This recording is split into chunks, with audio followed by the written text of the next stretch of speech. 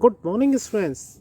Now we proceed to the second para of the poem in elementary school classroom in Aslam. So, my dear students, इस para में जो poet Stephen Spender हैं वो उन सारी चीज़ों के बारे में बताते हैं जो इस क्लास में मौजूद हैं, वो सारी चीज़ें जो बहुत ही मददगार हैं उन बच्चों के लिए उनकी स्टडी में. So now I start. On sour cream walls. Sour cream walls, it means is that the colour of the walls have been faded. और जो दीवार हैं उनका रंग पूरी तरीके से उड़ गया है, उन पर कुछ भी ग्लो नहीं है. और हो सकता है उन दीवारों पर तभी पेंट हुआ हो जब ये स्कूल बना हो.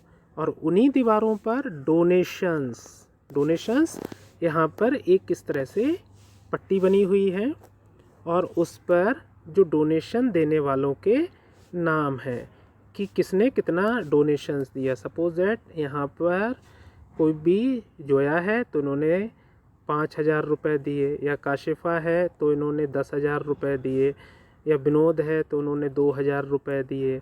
ऐसे नाम लिखे हुए हैं. उस दीवार पर एक ऐसी पट्टी लिखी हुई है जिन पर चैरिटी गिवर्स के नाम लिखे हुए हैं. नाउ शेक्सपियर्स हेड, और एक पिक्चर बना है विलियम शेक्सपियर का to inspire those students to make like William Shakespeare.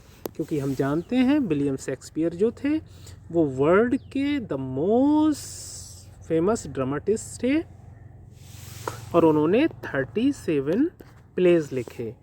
तो ये विलियम शेक्सपियर की तस्वीर इसलिए बनाई गई है कि ये बच्चे विलियम शेक्सपियर की तस्वीर को देखकर आकर्षित हों और विलियम शेक्सपियर की तरह बने. Cloudless at dawn. There is a next picture. एक इस तरह से, जैसे आप एलिमेंट्री क्लासेस में रहे होंगे तो आपने एक ऐसे बनाया होगा. क्लाउडलेस डॉन है जहाँ पर उगता हुआ सन है और बिल्कुल भी क्लाउड नहीं है, जहाँ पर इन सन रेस को छिपाया जा सके. तो ये जो पिक्चर होता है ये इंस्पायरिंग पिक्चर होता है. उगता हुआ सूरज. उगता हुआ सूरज का मतलब होता है कोई भी इंसान अपने पीक पर है, वो बहुत तेज़ी से ग्रोथ कर रहा है.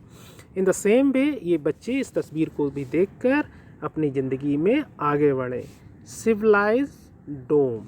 अब देखिए सिविलाइज डोम क्या होता है. एक इस तरह से बहुत ही इम्पोर्टेंट इमारत है. जैसे आपने देखा होगा अभी बुर्ज खलीफा है सऊदीया में है. तो सिविलाइज डोम राइडिंग ऑल सिटीज़. राइडिंग, और यहाँ पर छोटे छोटे क्या बने हुए हैं, शहर में घर बने हुए हैं. और ये डोम इतनी ऊंची है, ये बिल्डिंग इतनी ऊंची है कि इसका जो शेड है, इसकी जो छाया है वो इन सारे सिटीज़ को कवर अप कर रहा है. या हम ये सारी चीज़ें वहाँ पर बनी हुई हैं उस क्लास में, या फिर ये बताने की कोशिश कर रहा है कि ये जो सिविलाइज डोम है ये शो कर रही है कि इंसान बहुत ही तेज़ी से तरक्की कर रहा है और बहुत आगे बढ़ चुका है और उसने इतनी अच्छी अच्छी इमारतें बनाई हैं. और उन इमारतों को बनाने वाले इंजीनियर्स होंगे और ये बच्चे भी उन इंजीनियर्स की तरह बने, आगे ज़िंदगी में तरक्की करें. और ये सिविलाइज डोम उस शहर की सबसे ऊंची इमारत है. समझ में आ रहा है ना बच्चों. ये सिविलाइज डोम ये बताती है कि इंसान इतना तरक्की कर चुका है, इतना सिविलाइज हो चुका है कि वो ऊंची ऊंची इमारतों का भी क्या कर रहा है, निर्माण कर रहा है. और इसकी जो छाया है वो सारे शहर की बिल्डिंग्स पर पड़ रही है. या फिर हम कह सकते हैं कि शहर में इतनी ऊंची और कोई इमारत नहीं है जितनी ये वाली इमारत है. समझ में आ रहा होगा. एक एक शब्द का हम एक्सप्लेन कर रहे हैं. Wild flowery Tyrolese valley. देखिए अक्सर स्कूल्स में इस तरह की वेल्स होती हैं. जब पीरियड चेंज होता है तो एक हैमर से जो हमारे भैया जी होते हैं वो टन टन टन टन करते हैं, लेकिन कुछ स्कूल्स की जो बेल होती हैं just like a well of temple, मंदिर जैसी वेल्स होती हैं, ऐसे देखिए ऐसे, ठीक है। वेल्ड एक बेल बनी हुई है, फ्लावरी, और यहाँ पर क्या है, बहुत सारे फ्लावर्स हैं, बहुत सारे डिफरेंट डिफरेंट खूबसूरत फ्लावर्स हैं यहाँ पर, बहुत इसमें बनाए गए हैं बच्चों को अट्रैक्ट करने के लिए। और ये क्या शो कर रहा है, टारालिस वैली। तो ये ऑस्ट्रिया में जो एल्पाइन माउंटेन है वहीं पर ये टारालिस वैली है, बहुत खूबसूरत वैली है, और यहाँ पर टारालिस वैली लिख दिया गया है। तो ये बच्चों को दिखाने के लिए लिखा गया है टारालिस वैली कि देखो बच्चों कि ऑस्ट्रिया में जो अल्पाइन रेंजेस का माउंटेन है वहाँ पर टारालिस वैली पाई जाती है, और वहाँ पर बहुत खूबसूरत क्या होते हैं, फ्लावर्स होते हैं, वैली है।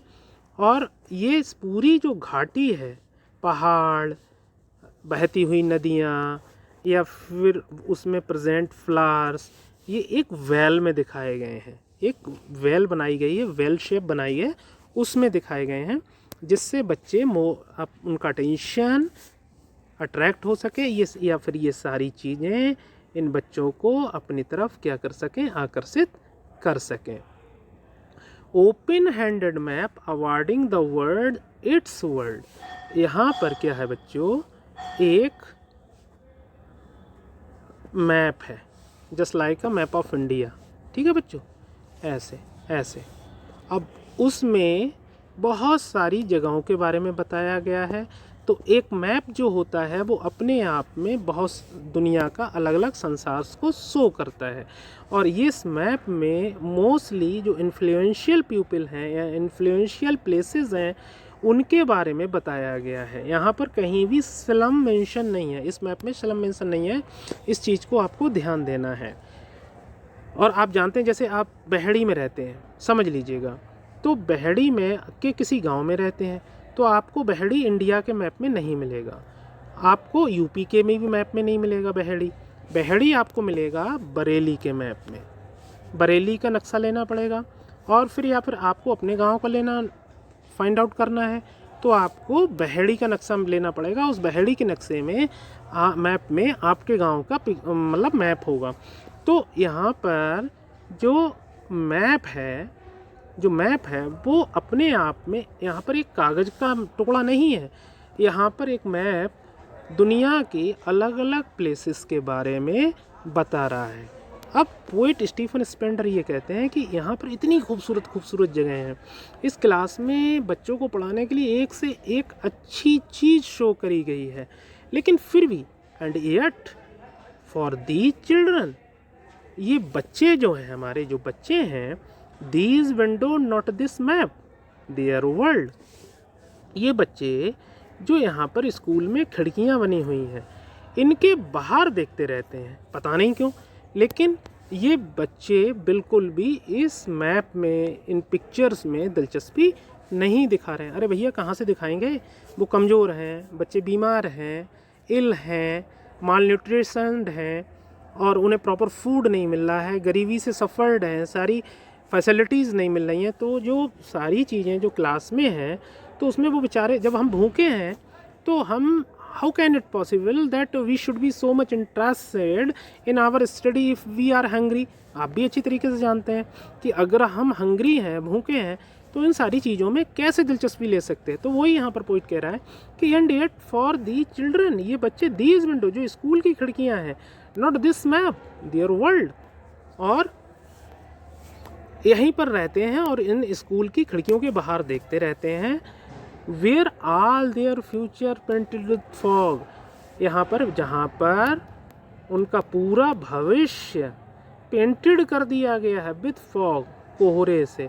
इसके कहने का मतलब है जो स्लम चिल्ड्रन हैं हैव नो फ्यूचर, उनके पास कोई भी अपना भविष्य नहीं है। अगर ये बच्चे स्लम में ही रहेंगे तो इनका कोई भी भविष्य नहीं होगा। यहाँ पर एक इनविजिबल कर्टेन है और वो इनविजिबल कर्टेन इन बच्चों की ज़िंदगी को कवर अप किए हुए है। ये बच्चे बिल्कुल भी आगे नहीं बढ़ पाएंगे। और आप भी जानते हैं एलिमेंट्री स्कूल हमारा 5th क्लास तक होता है।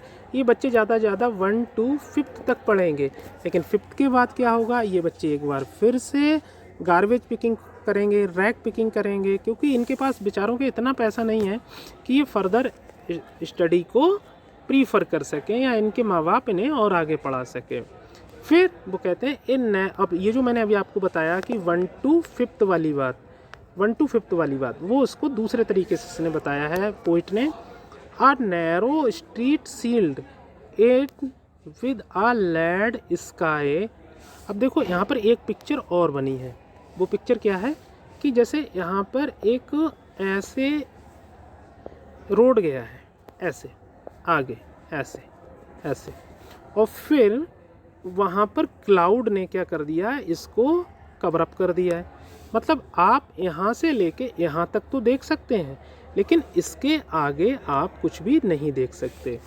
तो इस लाइन के कहने का सेंस पोइट का ये है कि ये बच्चे ट्रैवलिंग तो करेंगे, ये बच्चे आगे बढ़ेंगे, लेकिन ज़्यादा दूर तक नहीं चल पाएंगे। ये बच्चे लंबी रेस का घोड़ा साबित नहीं हो पाएंगे। A narrow street sealed in with a lead sky इसी चीज़ को रिप्रेजेंट करती है कि ये बच्चे कक्षा 1 से 5 तक तो जाएंगे, 1 to 5th तक तो जाएंगे, लेकिन 5th के बाद उनका कोई भी फ्यूचर नहीं होगा और ये आगे नहीं बढ़ पाएंगे। तो ये रास्ते में थोड़ी दूर तक जाएंगे, लेकिन आगे इनका जो पूरा कैरियर है वो तबाह हो जाएगा, ये कभी आगे नहीं बढ़ पाएंगे। और इसी चीज़ को पोइट रिप्रेजेंट करते हैं, a narrow street sealed in with a lead sky. फिर लास्ट में बोलते हैं वो फार फार फ्रॉम रिवर्स, ये बच्चे नदियों से दूर हैं, कैप्स ये स्नो कवर्ड माउंटेन से दूर हैं, and stars of the world, और अच्छी एजुकेशन से दूर हैं।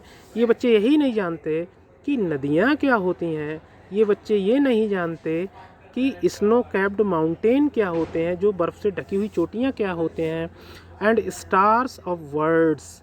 और अच्छे शब्दों की बात करें, अगर हम गुड एजुकेशन की बात करें, तो ये बच्चे एजुकेशन के बारे में तो जानते ही नहीं हैं कि अच्छी एजुकेशन क्या होती है। So my dear students, very soon we would once again meet in the next stanza. Till then, bye.